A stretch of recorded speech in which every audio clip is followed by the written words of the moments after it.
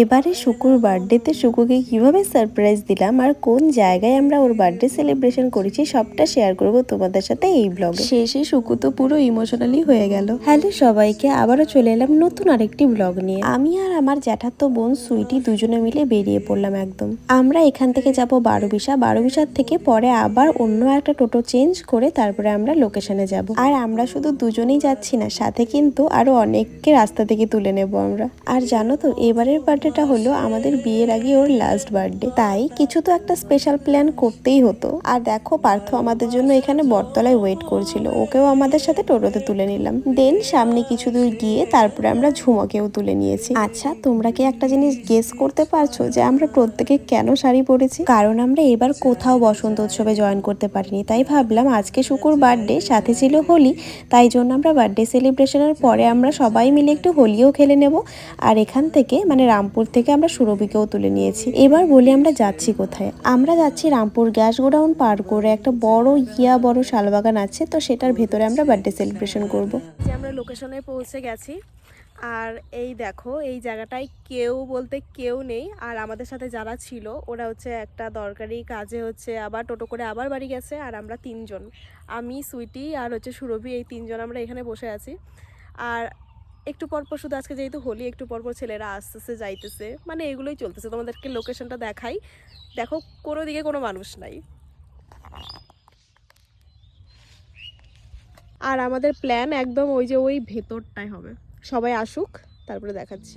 আর দেখো, অলরেডি টোটোতে করে আমাদের বেলুনগুলো ফুলিয়ে নিয়ে যাওয়া হচ্ছে। এটার ভেতরের জায়গাটা আমার ভীষণ ভালো লেগেছে, তোমরা দেখেছো আগেও ব্লগে। রেডি হচ্ছে, দেখাও কতটুকু কি রেডি হলো। এখন মোটামুটি 2:30 বাজে, এখনো কিছুই হয় নাই। দেখা যাক, 3টার মধ্যে সবকিছু করতে হবে, কারণ এই জায়গা থেকে মোটামুটি আমাদের 5টার মধ্যে তো বেরোতেই হবে। তো এখন রেডি হচ্ছে। আমাদের এখানে এসে পৌঁছাতে অনেকটাই লেট হয়েছে। এবার বলি যে লেট হওয়ার কারণ কি। কারণ আমরা এমন একটা জায়গা সিলেক্ট করেছি যেখানে কোনো কারেন্টের ব্যবস্থা ছিল না, যে বেলুনগুলোকে ফুলিয়ে নেওয়া যাওয়া হবে। বেলুনগুলো ফোলানো হয়েছিল লাকিদের বাড়ির ওখান থেকে। তো ওখান থেকে এখানে ডিস্টেন্স মোটামুটি 5 মিনিটের দূরত্বে, টোটো করে বা বাইকে করে আসলে।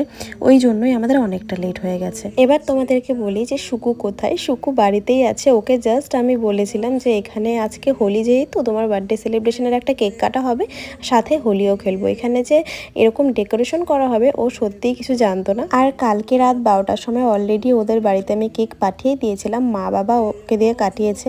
আর দেখো, আমাদের ডেকোরেশন এখনো কমপ্লিট হয়নি আর ওরা অলরেডি চলেও এসেছে। ঠিক আছে, কোনো ব্যাপার না, ওদেরকে আমি বলেছি একটু গিয়ে ঘুরে আসতে। আর মাত্র এই রাউন্ডটুকুই হলো এখনো। আর এই ডেকোরেশন করার জন্য দুটো ভাইকে বলা হয়েছিল করে দেওয়ার জন্য, তো ওরাই করছে।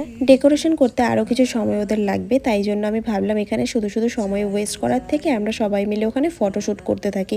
কারণ যখন সবকিছু সেলিব্রেশন হবে এখান থেকে পরে তাড়াহুড়ো করে বেরোতে পারবো না, পরে ফটো তুলতে পারবো না। আর এই যে হলো আজকে আমার মহারাজা বার্থডে বয়। ওকে এই প্ল্যানের ব্যাপারে কিছু বলা হয়নি, ওকে হোলি খেলার কথা বলা হয়েছে, তাই ও ওরকম হোলি খেলার জন্য সাদা শার্ট পরে এসেছে। আর এইটুকু তো আমি ওর জন্য করতেই পারি, আর এইটুকু ও আমার কাছে এক্সপেক্ট করতেই পারে, কারণ আমরা যতই বড় হই না কেন বার্থডের দিনগুলোতে আমরা অনেক কিছু আশা করে বসে থাকি। আর ও আমাকে স্পেশাল ফিল করানোর জন্য কত কি না করে, এটুকু তো আমি ওর জন্য করতেই পারি। আর দেখো, মহারাজের অলরেডি গিফট পাওয়া শুরু হয়ে গেছে। আর এরই ফাঁকে আমরা দুজনে কিছু কাপল শুট করে নিলাম। তোমাদেরকে একটা কথা বলবো, আগের বছর ওর বার্থডে আমি ভুলে গিয়েছিলাম, কারণ ওই টাইমে আমি ক্লাস করাচ্ছিলাম আর প্রচন্ড একটু কাজের চাপ ছিল, ওই জন্য আমার মাথা থেকে বেরিয়ে গেছে। আর এটা আমার কাছে পরে মনে পড়ায় এতটা গিল্টি ফিল করছিলাম বলার বাইরে। তাই আমি এবার ভেবেই রেখেছি যে এবার ওর জন্য কিছু না কিছু একটা স্পেশাল করবই। আর কাছের মানুষের থেকে এক্সপেকটেশনটা আমরা একটু বেশিই করি, আর কষ্টটাও কিন্তু বেশিই হয়। আর এইদিকে আমাদের ডেকোরেশন মোটামুটি কমপ্লিটের দিকে। আর দেখো, ঝুমা এই শার্টটা ওকে দিয়েছে, আর কতটা মিষ্টি লাগছে না দেখতে ওকে। এখন আমাদের একটা রিলস শুট হচ্ছিল, তো সেটার জন্যই আমরা এখানে কিছু ঢং মারছিলাম, আর কিছুই না। আর এই হচ্ছে আমার কি বলবো ছোট দেওর, ওর মামাতো ভাই। এতক্ষণে আমাদের সমস্ত ডেকোরেশন কমপ্লিট হয়ে গেছে, এখন কেকটাকে বের করছিলাম। কেকটার মধ্যে কিন্তু আমি একটু নতুনত্ব রাখার চেষ্টা করেছিলাম। এখানে আমাদের কিছু স্মৃতি অ্যাড করেছিলাম, মানে কিছু ফটো, আমার ফেভারিট ফটো। আর কেকে লেখা ছিল আমার মতো গার্লফ্রেন্ড আর কোথায় পাবা। আর এই সুন্দর কাস্টমাইজ কেকটা আমাকে বানিয়ে দিয়েছে মানমিতা। আমি এখন থেকে যতগুলো কেক কাটি বা যত কেক তোমরা নিতে দেখো আমাকে, সমস্তটাই ও আমাকে বানিয়ে দেয়। আর এখন আমরা কেক কাটবো। ওকে দেখাচ্ছিলাম ফটোগুলো আর কি লিখেছি সেটাও দেখাচ্ছিলাম। এখন আমরা কেকটা কেটে নিচ্ছি আর ভীষণ লজ্জাও পাচ্ছিল ও। প্রথমে আমি ভেবেছিলাম যে এবারের ওর বার্থডে সেলিব্রেশনটা আমি বাড়িতে ফ্যামিলির সাথে করব, কিন্তু পরে ভাবলাম এবারের বার্থডেটাই আমাদের বিয়ের লাস্ট বার্থডে, আমরা গার্লফ্রেন্ড বয়ফ্রেন্ড থাকতে পারবো, পরে তো আমরা হাজব্যান্ড ওয়াইফ হয়ে যাব।